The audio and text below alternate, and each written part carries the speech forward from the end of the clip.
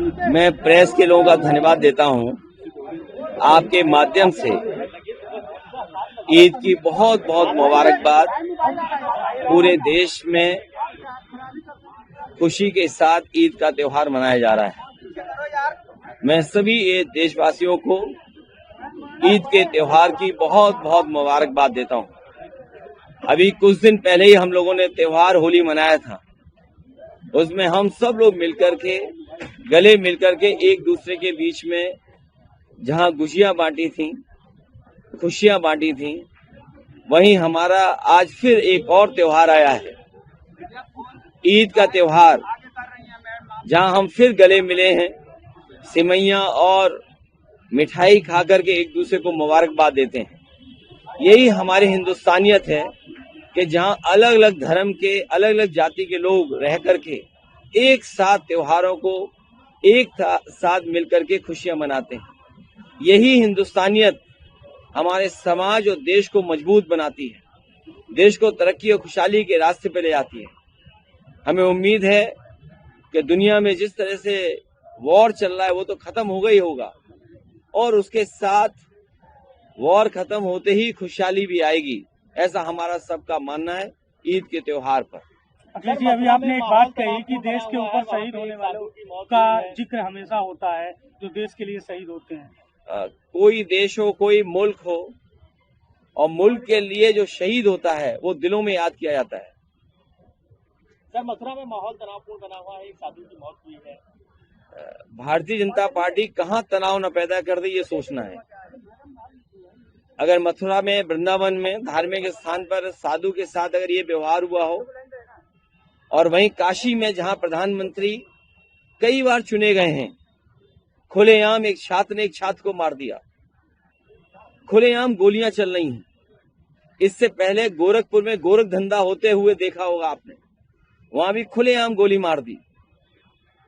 पूरे प्रदेश में जो चाहता है वो कर लेता है, कोई कानून व्यवस्था की कोई व्यवस्था नहीं बची है। और किस तरीके से चीजों को नफरत में बदला जाए, ये अगर कोई सीखना चाहता है तो भारतीय जनता पार्टी से सीख सकता है।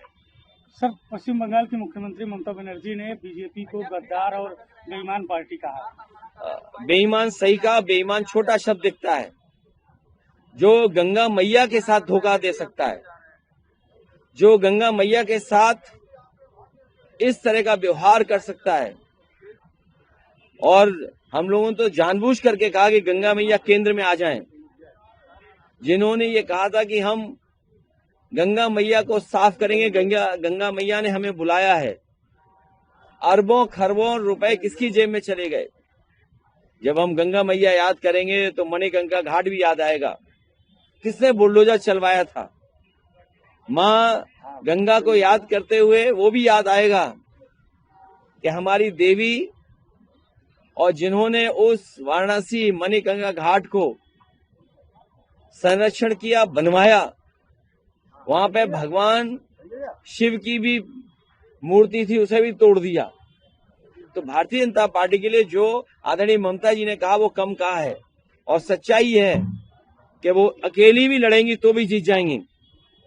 वो अकेली लड़कर के भी सबका मुकाबला कर रही हैं।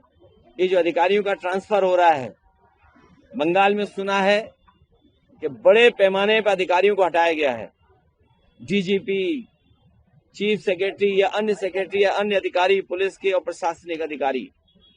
लेकिन उत्तर प्रदेश में जब जब बीजेपी के समय पर चुनाव हुआ है, बीजेपी ने एक भी अधिकारी नहीं हटाया, और अधिकारियों ने चुनाव आयोग से मिलकर के बीजेपी के लोगों ने ऐसे अधिकारी सेट किए थे कि रिश्तेदारी आसपास बना रहे, रिश्तेदार के माध्यम से ही हम चुनाव जीत लें। तो एक तरफ जहां बंगाल में तमाम अधिकारियों को हटाया गया, वहीं उत्तर प्रदेश में हम लोगों ने देखा था कहीं किसी अधिकारी को नहीं हटाया गया। और रिश्तेदार कैसे रिश्तेदार को जिताएं, उस हिसाब से अधिकारी पोस्ट किए गए।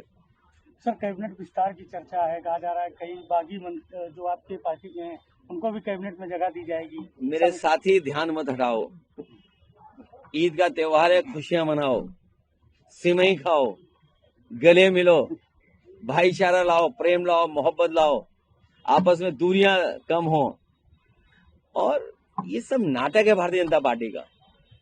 देखिए, भारतीय जनता पार्टी का नाटक हमने आपने देखा। पूजनीय शंकराचार्य जी लखनऊ आए थे और तमाम लोगों ने ये कहा था, भारतीय जनता पार्टी के लोगों ने, कि हम उनके लेट जाएंगे, उनके सामने साष्टांग होकर के उनका सम्मान करेंगे। पूजनीय शंकराचार्य जी आए लखनऊ में, बताओ वो लोग कहां गायब हो गए, कहां अदृश्य हो गए, कहां इनविजिबल हो गए। और फिर बहुत सारे लोगों का मन था कि आपस में बैठ करके बाटी चोखा खा लें। इस राजधानी में दोबारा बाटी चोखा की दावत नहीं हो पाई। और फिर चुटिया पकड़ करके छीन लिया गया। कितना अपमानित हुए सोचिए। हमारे बटुक लोगों के पैर छू करके उन्हें दक्षिणा दी गई थी। दक्षिणा नहीं दी गई थी, मैं गलती से बोल गया, दक्षिणा नहीं दी गई उन्हें। तो ऐसे लोग भी हैं यहाँ राजधानी में रहते हैं। तो शपथ किसकी होगी? शपथ अब 2027 में होगी। बड़ी शपथ होने जा रही है। समाजवादी लोग इनको पीडीए के साथ लेकर के इन्हें हटाने जा रहे हैं, चाहे ये विस्तार करें चाहे सिकुड़ जाएं। इनका कुछ चलने वाला नहीं है। सर, ओम प्रकाश राजभर ने कहा है कि वो सिर्फ विपक्षियों के शंकराचार्य हैं, इसलिए विपक्ष के नेताओं ने ही उनसे मुलाकात किया है। मुझे नहीं पता, जिसका दाना उसका गाना जिसका दाना उसका गाना।